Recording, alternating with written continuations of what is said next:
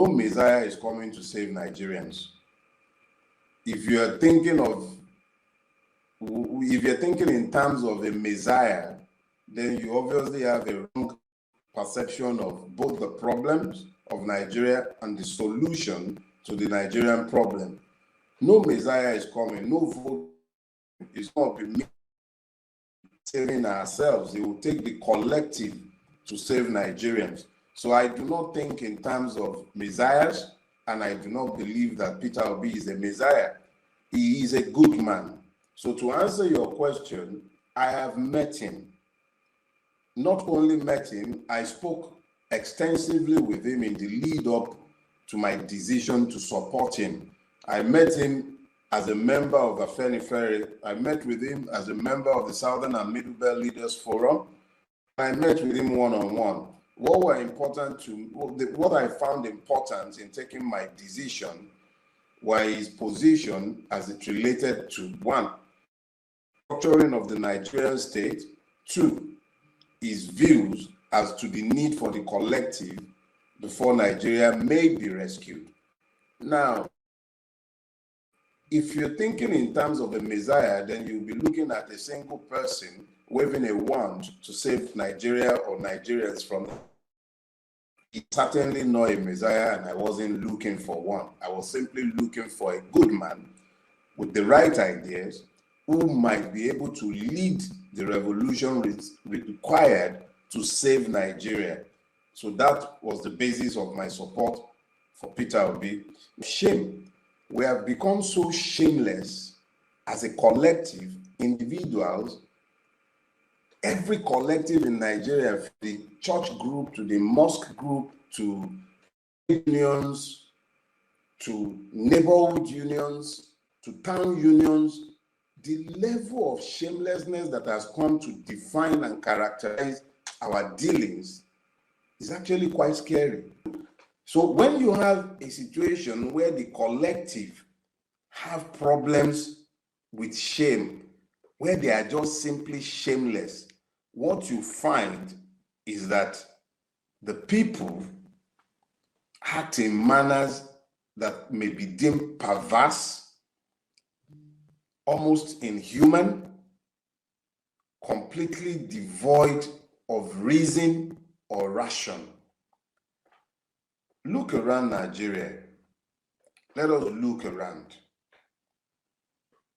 You find that corruption has been normalized in our society. And when I speak of corruption, I'm not just speaking to the corruption of the ruiners. A mechanic will tell you that one thing is wrong with your car, but it is something completely different that he's fixing. He extorts from you. The teacher would sell handout, would demand sexual gratification before passing a student. And he will feel no sense of remorse because all the other lecturers have their own thing going. My wife runs a supermarket. If you're not stealing money from the business, but you're stealing goods, you're just as much of a thief as the person stealing the money. If you're not stealing money or stealing goods, but you are eating the products without paying for it, you are just as culpable as those who are taking both products and money.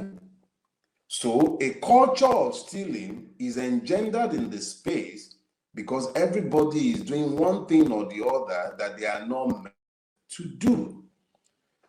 You then develop a culture predicated on the normalization of abnormality. So yes, we can speak about the stealings of Jagaban, we can speak to the stealing of his chief of staff, we can point at our National Assembly, Akpabio and them, but what about us as individuals, as a collective? Since we find themselves ruled by demons, it is the collective demonization of individuals that has led to the enthronement of demons in public office.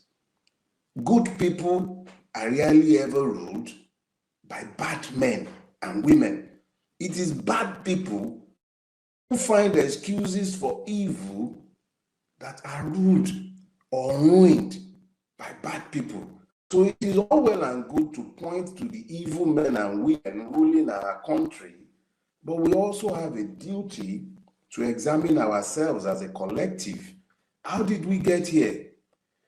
How did we get to the point where the government show of shamelessness? Arrests, first you started with, Aboki FX is the reason why Naira was dropped his daily rate. And then you turned around and say, it's the Binance people. Before the Binance, it was all the Aboki with their borrow the change. You started chasing them around, arresting them. EFCC found no other job to do again. Even the DSS got in on the act, and then you went around harassing these people. And when that didn't work, you jumped on Binance. You invited them into the country, and then you went ahead to arrest some of them, 2 of them actually. In the custody of the National Security Agency, like whatever they call the NSA, you arrested these people, and one of them escaped, quote and unquote.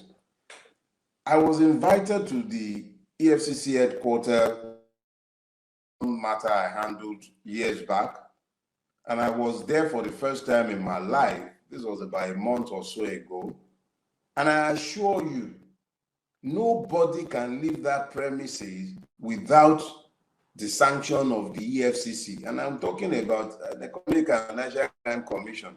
How much more the National Security Agency, it had men in its custody, foreigners.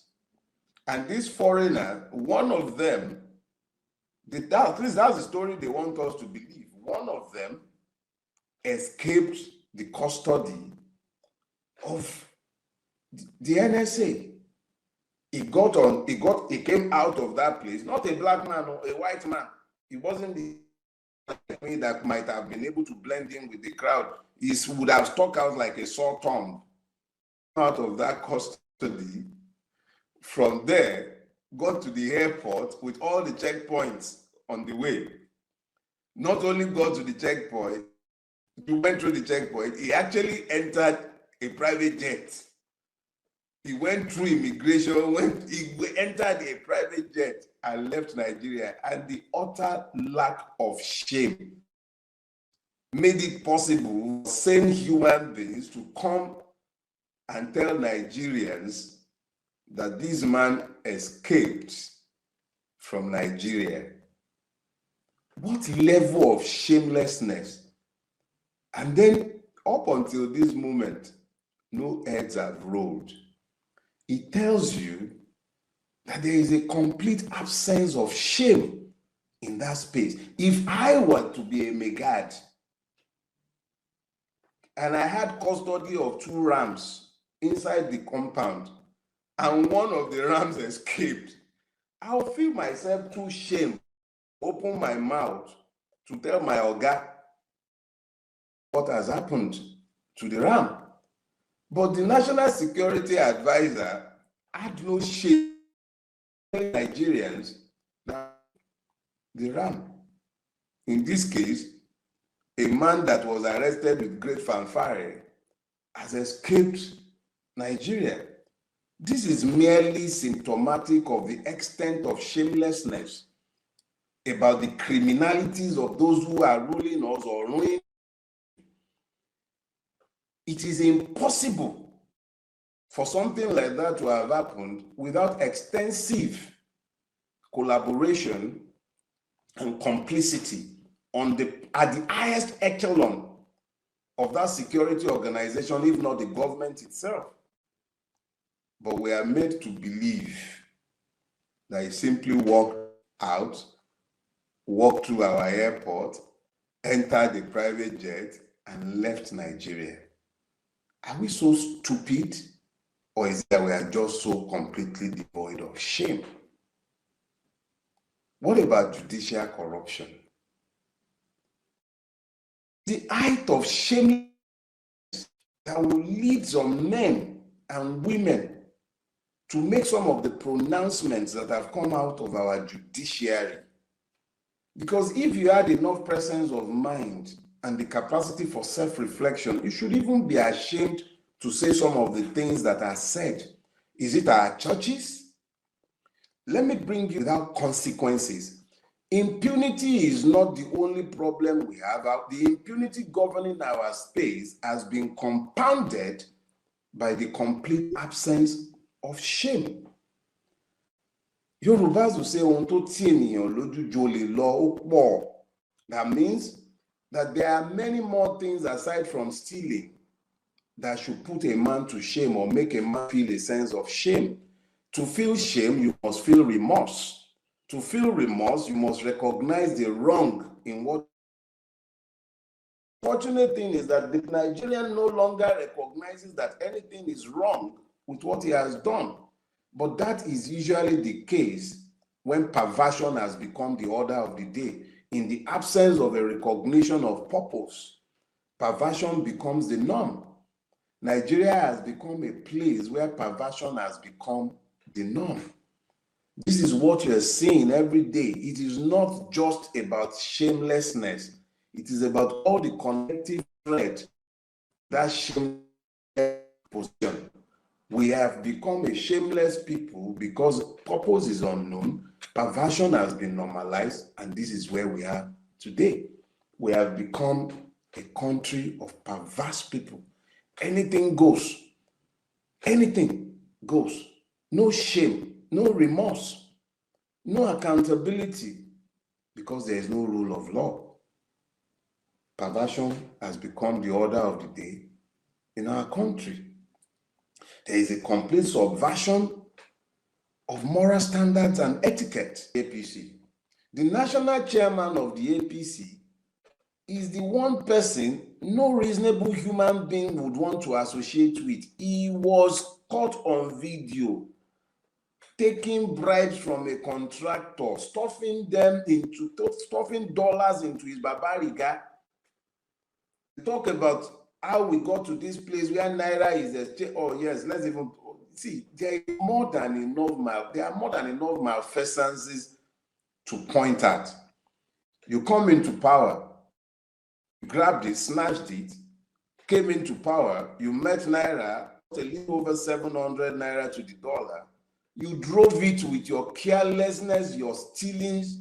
It went up to as high as 1,007. Now you've done some abracadabra, you're doing a lot of manipulation with monetary policies. You've driven it down to about 1,350, 1,004, and you're busy applauding yourself. What level of shamelessness is this?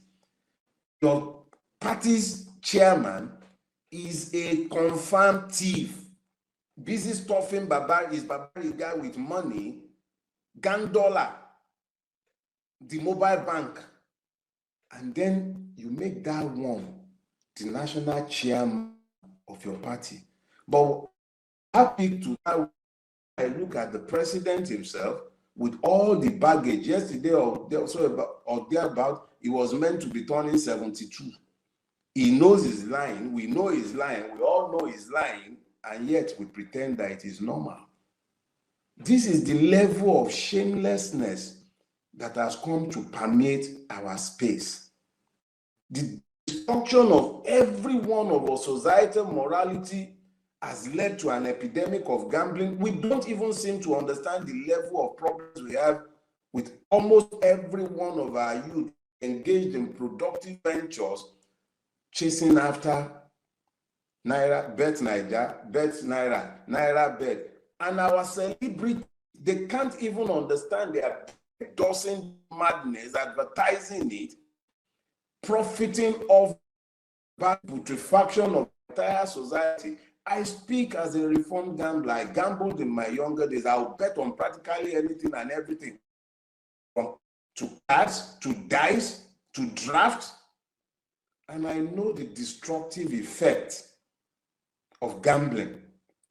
But look at our society. We've become so hopeless that gambling has become the norm. If you are looking to make any money, since there is nothing productive to do, all you do is you gamble. You gamble, and we facilitated it. Nigeria must be one place where gambling is so completely unregulated that they do as they please. This is where we are as a collective. What about the sexual perversions? Bobrisky is busy winning best dressed. I have no problem with your sexual preferences, but at least keep it in private space. Stop corrupting the public morality. But in a place without shame, anything goes. Drug abuse, sexual abuse. These are functions of what we have become as a people. Look, if we're to ever come out of the mess we are in, we must begin to recognize that there is a need, a very urgent need, for us to find ourselves as a collective. Understand very clearly that a collective lack of shame and the loss of shame has also meant that as a collective, we've lost all sorts of moral standards.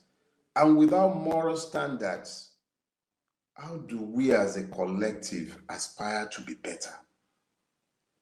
How do you even preach morality in a space governed by known criminals?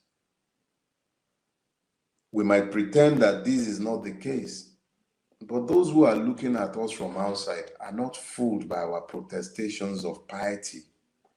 They know our pastors for what they are. They know our imams for what they are. They know our ruiners for what they are. They have their criminal records. They look at us, they say we are fantastically corrupt. Yeah, they can say that because they see us and they are not wearing blinkers in judging us. We as a collective must strive to be better than we are. And it's not just the ruiners. It is me and you.